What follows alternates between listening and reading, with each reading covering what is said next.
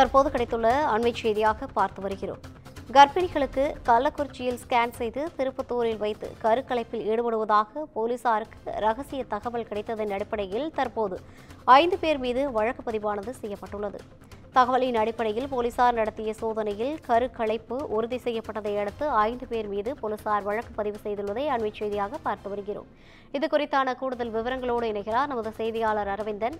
வணக்கம் அரவிந்தன், கூடுதல் விவரங்களை பதிவு செய்யலாம். வணக்கம் ரவினா.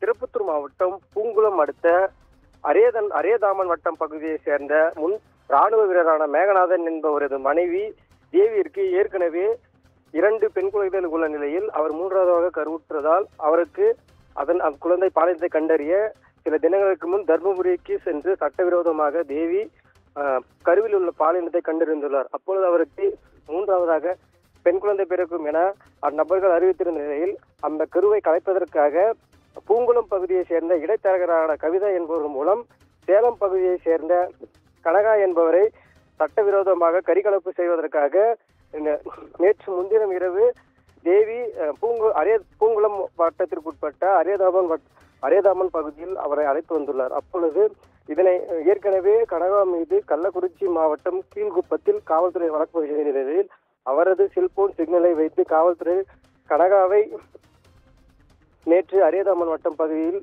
பிடிக்க முயற்சித்த போது அவர் தப்பியோடிய நிலையில் இடைத்தரகராக செயல்பட்ட கவிதாவை கள்ளக்குறிச்சி காவல்துறையினர் கைது செய்தனர். அதனைத் தொடர்ந்து சட்டவிரோதமாக கருக்கலைப்பு செய்வதற்காக ஏற்பாடு செய்யப்பட்ட தேவி மற்றும் ஜோவார்பேட்டை பகுதியை சேர்ந்த மற்றொரு நபரிடம் திருப்பத்தூர் மாவட்ட காவல் கண்காணிப்பாளர் ஷியாமலா தேவி தலைமையிலான காவல்துறை விசாரணை மேற்கொண்ட பொழுது கள்ளக்குறிச்சி பகுதியை சேர்ந்த ஸ்கேன் டெக்னீஷியனான மணிவண்ணன் மற்றும் திருப்பத்தூர் மாவட்ட சாமா நகர் பகுதியை சேர்ந்த சுகுமார் மற்றும் பூங்குளம் பகுதியை சேர்ந்த இளவரசி ஆகியோர் இந்த சட்டவிரோதமாக கருவில் உள்ள குழந்தையை கண்டறிந்து அதன் பாலினத்தை கண்டறிந்து அதனை கருக்கலைப்பு செய்வது காவல்துறையின் தீவிர விசாரணை தெரிய வந்தது. அதனைத் தொடர்ந்து 4 பேர் மீதும் காவல்துறை வழக்கு பதிவு செய்து வந்து தலைமறைவாக உள்ள கனகாவை தேடி வருகின்றனர். ரவினா,